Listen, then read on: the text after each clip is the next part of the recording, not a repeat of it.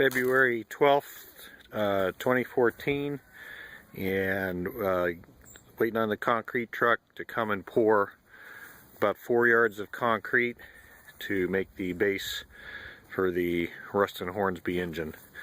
One big block, almost 4 feet by 4 feet by 7 feet, about 13,000 pounds of concrete.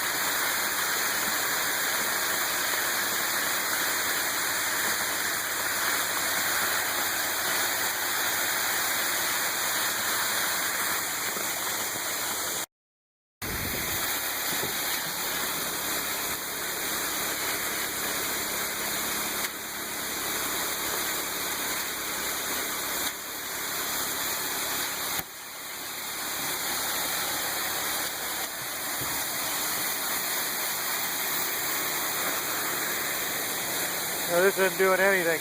Huh? It's not going anywhere.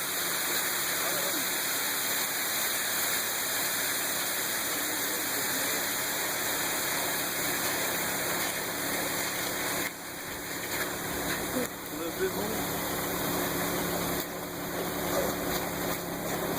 Come just top the bowl, right? Yeah, swing it my way. Huh? Swing it my way.